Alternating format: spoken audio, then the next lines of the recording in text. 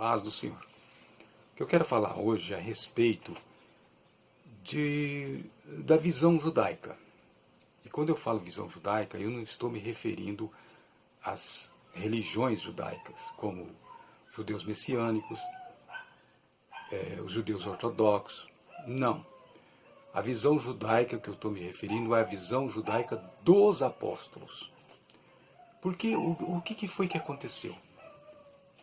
Os gentios, que somos nós, lá os primeiros pais da igreja, inclusive naquela época não existia o Estado de Israel, porque é até bom abordar sobre isso. Até antes de 1948, não existia o Estado de Israel. A nação de Israel deixou de existir ali no ano 70 depois de Cristo. Deixou de existir porque Jesus tinha dito uma profecia que isso iria acontecer. Não ficará pedra sobre pedra que não será derribada. Isso veio a acontecer. Então deixou de existir a nação de Israel. Em 1948, então a ONU teve uma votação, inclusive Oswaldo Aranha foi um dos votos. Então o Estado de Israel foi fundado, inclusive eles usam também uma palavra, foi criado. Olha que interessante. Criado. Quem cria é Deus. Veja a intenção da ONU. A ONU criou o Estado de Israel. Não parece uma blasfêmia isso? Fala, não, nós votamos aqui para que voltasse a existir. Usasse uma outra palavra. Não, a criação do Estado de Israel. Quando fala criação, se referindo a Israel, como Israel tem a ver com a Bíblia, e a ONU era lá nos Estados Unidos, que eles deviam temer a Deus. Eles deviam falar, não vamos usar essa palavra, criação do Estado de Israel. Não, vamos usar outra palavra. Vamos usar uma outra palavra. Não, a criação. A ONU criou o Estado de Israel. Isso é uma blasfêmia. E o que eu vou falar é sobre,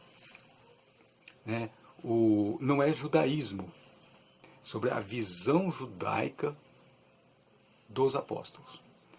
Então tem muita coisa que não é compreendida porque usamos uma visão gentílica. Usamos uma visão gentílica para poder fazer uma leitura da Bíblia. E quem escreveu tanto o Antigo Testamento como o Novo Testamento foram judeus. Foram eles que escreveram. Portanto, se nós não pegarmos, vamos dizer, os óculos judaico, nós não vamos entender direito as Escrituras. Ah, mas olha aí, por isso que eu estou vendo os irmãos aí nos canais, falando muito de judeu. Por isso que eu tenho visto aí os irmãos, aqueles canais sensacionalistas, usando essa visão judaica. Inclusive eles mencionam muito, falando de Jerusalém, dos rabinos, dos judeus messiânicos, dos judeus ortodoxos. Eles estão olhando com essa ótica judaica que você está dizendo. Não estão não. Desculpa, irmão, às vezes eu falo assim, parece que eu estou com raiva, irado, mas é o jeito de eu falar. Porque eu já até pensei em usar um outro tom. Irmãos, hoje eu vou trazer para vocês uma palavra maravilhosa. Eu acho isso, assim, sabe, muito superficial. Como eu sou pentecostal, então tem esse jeito de falar que às vezes parece que eu tenho um tom agressivo, mas não é. É o jeito de eu falar mesmo. Então, voltando ao que eu estava dizendo, os irmãos lá estão vendo essa ótica judaica que você está falando aí, e coisa e tal. Não é. Eles estão se judaizando, é diferente. Eles estão aderindo, trazendo para si os costumes judaicos. É isso que está acontecendo. Então você vê canais aí, duas casas de Israel, as duas casas, é tudo copiado de religião judaica, de judaísmo. Copiado de judaísmo. Então, o que eu estou querendo dizer aqui não é judaísmo. É visão judaica dos apóstolos. Por quê? Porque eles tinham os costumes deles. E nesses costumes deles, que não eram todos errados, tem esse que é correto. É o da comunicação. Então, quando eles escreveram, tanto o Antigo Testamento como o Novo Testamento, eles tinham essa ótica judaica. Como que é essa ótica judaica? Vamos voltar antes do Novo Testamento. Eles comunicavam as interpretações para seus filhos. Deus mesmo disse que tinha que se assentar com os filhos e falar da palavra de Deus, tinha que amarrar na sua mão direita, né, versos da palavra, ou na sua testa. Foi daí que surgiu aquele costume dos sacerdotes. Sacerdotes, e aí também se estendeu para outros também, né, todo judeu, de colocar aquela caixilha aqui na testa, com um texto bíblico. Você já deve ter visto aquela tira que eles amarram na testa, aquela caixinha. De repente você se pergunta, o que é isso? Por quê? Né? São textos bíblicos, né, que eles escrevem dentro lá. Né? Então, a pessoa, ela antes era só o sacerdote, o pessoal mais ligado à religião, né, que ensinava a religião judaica que fazia isso, mas hoje se estende para todos. Inclusive tem até turistas que vai lá, eles, quer colocar aí, eu esqueci como é que chama, eu esqueci o nome que eles dão, né? E aí a pessoa pode colocar, até a pessoa que vai lá, turista, né, coloca para tirar foto, né, mas antes era mais restrito. Então naquela caixinha tem texto bíblico, textos principais, né, escrito na caixinha. Também eles enrolam no braço também, né? No braço também, aquela tira de couro longa no braço, né? Por quê? Porque Deus tinha dito, né, disse lá no Antigo Testamento, mas hoje é tudo espiritual. Fulano, você é muito espiritual. É? Veja como que Jesus ensinava. O que contamina não é o que entra pela boca, mas é o que sai da boca. Isso é espiritual ou não é?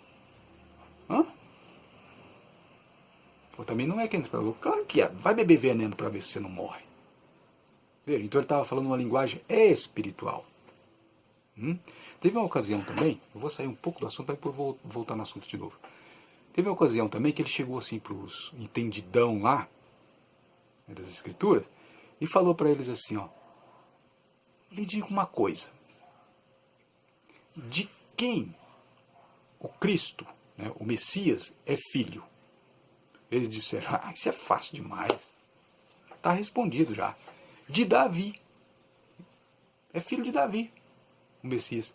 Jesus disse, então por que está escrito assim, que Davi, em espírito, disse assim, e disse o Senhor ao meu Senhor, assenta-te à minha mão direita, até que ponha os inimigos por escabelo de seus pés. Está escrito em Salmo 110. Mas naquela época não estava numerado os salmos, né? Então, é claro que os judeus, tendo conhecimento das escrituras, já lembraram onde que estava o texto. Falou, então, se Davi me chamou de Senhor, chamou quem? Chamou Messias, o Cristo, porque ali no entendimento seria o pai falando para o filho, né? Deus falando para o Messias. E aí então, falou, então, e agora? Davi chamou ele de Senhor. Como pode chamar o Messias de Senhor, sendo ele seu filho? Aí eles não puderam responder mais nada, porque está escrito. Acontece que Jesus estava querendo aí mencionar o espiritual da palavra. É isso. Como eles interpretavam tudo fisicamente, como interpreta até hoje, que eles querem um Messias que anda a cavalo, que se arma, e que ataca, e que guerreia. Eles estão esperando até hoje. Então eles não entenderam o espiritual das Escrituras. Então, qual que é a explicação? O que Jesus quis dizer ali? Jesus contraditou a palavra, ou ele estava em contradição? Não. Ali, o que Jesus não disse, mas aquele que entende a Escritura entendeu o que Jesus quis dizer ali, é que é o seguinte, Davi chamou ele de Senhor. Por quê? Porque o Messias é desde os tempos anteriores a Davi. Né? E eles acreditavam que o Messias ainda haveria de vir. E aquilo era uma profecia. Então como é que ia explicar? Se é filho de Davi, como é que Davi chama ele de Senhor? Acontece que o Messias é divino, e é Jesus. E eles não entendiam isso. E também outra coisa, ali seria o lado espiritual da palavra. Para compreender o que Jesus, aquele aperto que Jesus colocou eles, teria que entender o lado espiritual da palavra. E não o lado físico. Por isso que eles se deram mal ali, achando que sabia responder a pergunta de Jesus e não souberam responder. Então, se você não vê o lado espiritual, por que Jesus, quando Jesus veio, ele começou a explicar o lado espiritual do Antigo Testamento? Veja o apóstolo Paulo. Ele faz menção, naquela questão de pregar o Evangelho, e ele quis fazer referência às pessoas que pregam o Evangelho e são sustentados por outras pessoas. Então ele disse assim, que não matarás a boca do boi que debulha. Está escrito lá, no Antigo Testamento. Quer dizer, não fechar a boca, não tampar a boca, porque eles colocavam boi para debulhar, o que é trabalhar de pisar os grãos, né? E aí tinha alguns que fechavam a boca do boi. Então o boi ficava ali pisando em cima das espigas de milho ali, né? Eles faziam os bois andar em cima das espigas de milho para debulhar o milho. E aí eles fechavam a boca do boi, para o boi não comer. Então tinha um mandamento na lei que dizia o seguinte: não atarás a boca do boi que debulha. Por quê? Porque ele tem direito de comer, ele está trabalhando, ele tem direito de comer. Então o apóstolo Paulo citou esse texto para dizer, olha, quem prega o Evangelho, que viva do Evangelho. Hoje está meio complicado, né? Viver do Evangelho, porque o que a gente vê, quem está pregando o Evangelho é muitos mentirosos aí, né? Então, naquela época tinha perseguição, tinha morte, tinha tudo, só ia realmente quem ia pregar mesmo, porque senão acabava morto, né? E acabava morto também se pregasse a verdade também, né? Mais ainda. E aí o que acontece? Hoje não tem risco nenhum, por isso que tem muito mentiroso aí. Então o que acontece? Ele citou esse texto: não atarás a boca do boi que debulha. E aí depois o apóstolo Paulo faz uma menção dizendo assim, Deus tinha cuidado dos bois? Porventura Deus estava aqui nesse texto tendo cuidado dos bois? O que o apóstolo Paulo quis dizer com isso? Ele quis dizer, olha, essa escritura aqui é para nós. É para nós. Porque Deus ia ter cuidado dos bois? Deus ia estar preocupado com os bois? Não, ele estava preocupado com aquele que leva a palavra. Veja que o apóstolo Paulo, ele espiritualizou o texto. E em todas as epístolas de Paulo, ele fica espiritualizando os textos. Então vai fazer o que então? Vai fazer igual o Caio Fábio? Dizer que o apóstolo Paulo era um trouxa, um idiota? Ele fala isso lá no canal dele. Que o apóstolo Paulo não entendia das escrituras. E então ele se põe como aquele que vai corrigir o apóstolo Paulo. Caio Fábio. Absurdo. Então vamos fazer o quê? Dizer, Paulo estava errado. Paulo não entendia nada de interpretação das escrituras. É eu que sei. Vamos dizer isso? Não. Então nós temos que entender que as escrituras têm o lado espiritual, sim. E é muito importante que consideremos o lado espiritual. E esse texto acabou ficando muito comprido, essa questão da abordagem que eu fiz aí, de espiritualizar, né? Porque eu falei que ia voltar também naquele assunto, né, de entender sobre a ótica judaica, né, do texto. Por quê? Porque os judeus têm esse costume de espiritualizar. Os judeus espiritualizam o texto. Tanto é que eles inventaram algumas técnicas, algumas táticas lá de interpretação, né? Que é claro que foge da regra, né? Como por exemplo o Código da Bíblia, como por exemplo Cabala, Gemátria. Por quê? Para explorar mais, porque eles entendem que tem alguma coisa a mais ali. E os gentios, voltando àquilo que eu estava dizendo, né? Que era isso que eu estava abordando naquela hora, e os gentios têm medo, né? Tinha esse medo, aqueles pais da igreja, antes de existir o Estado de Israel, né? Eles tinham medo de que os cristãos enveredassem para o lado do judaísmo.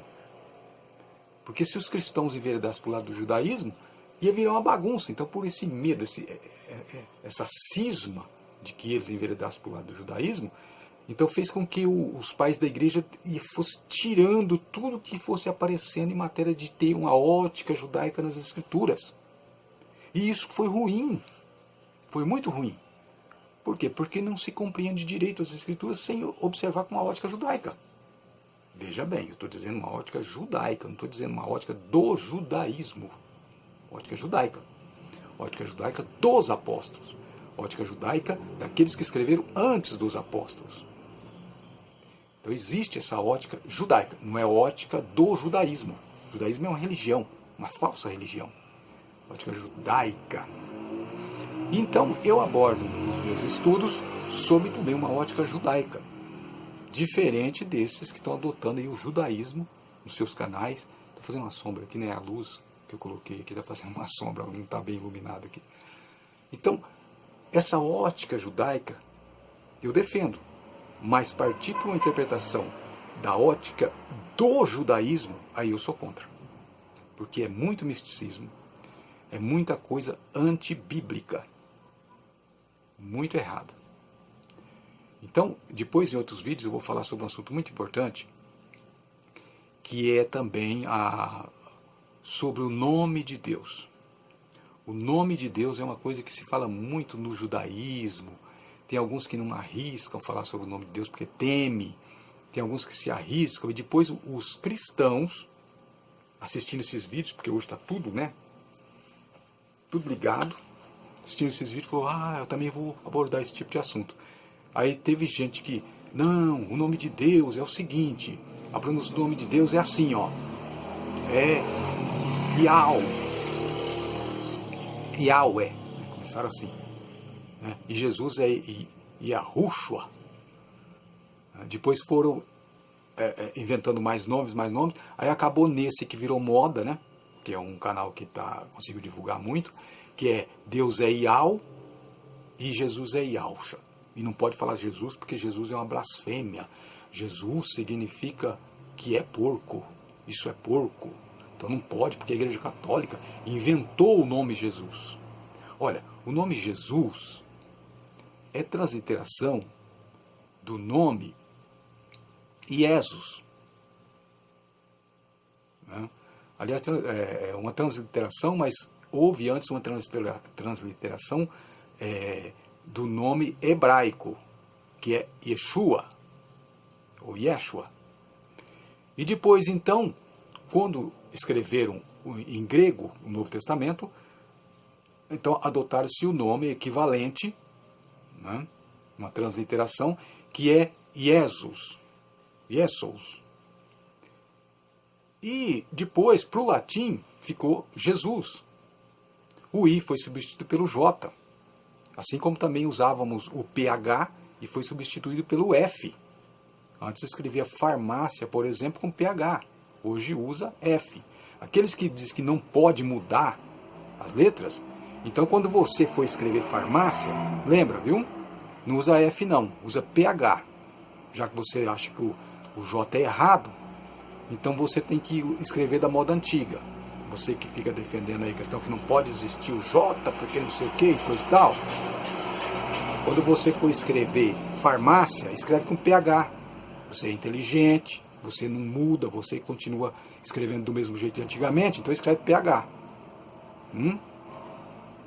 Vê lá os aparelhos que a gente tem eletrônicos antigos, que chama Philips. Escreve com PH, viu? Filco, escreve com PH. Mas isso daí é da época do PH. Continuou assim. Mas hoje não se usa mais PH, usa F. Hoje não se usa mais o I. Jesus usa J. Então é isso. Mas estão fazendo aí tempestade no copo d'água por questão do nome de Deus. E eu vou falar então sobre o nome de Deus. O nome de Deus, mas não vai pensando que eu vou pronunciar o nome de Deus porque é impronunciável, porque na transliteração é YHWH. Não tem como pronunciar o nome de Deus. Qualquer um que dizer que pronuncia o nome de Deus é um idiota. É um imbecil. Porque o nome de Deus não se pronuncia. Não tem como. Nem os judeus não pronunciam. Porque eles não sabem. Eles não sabem como que pronuncia. Essas pessoas que estão dizendo, o nome de Deus é tal, são tudo pessoas sem estudo, pessoas que Maria vai com as outras. Então, irmão, obrigado por ter visto o meu vídeo. Eu vou voltar a falar então sobre o nome de Deus. E já vou adiantar, o nome de Deus é um. e está escrito no corpo do homem. O homem, toda a constituição do corpo do homem, do ser humano, é o nome de Deus. Por isso Deus disse, façamos o homem conforme a nossa imagem, conforme a nossa semelhança. Então, o homem foi feito conforme o nome de Deus, conforme a sua imagem, conforme a sua semelhança. É o que eu vou mostrar, então, num vídeo que eu vou gravar. Obrigado por ter visto o meu vídeo. A paz do Senhor a todos.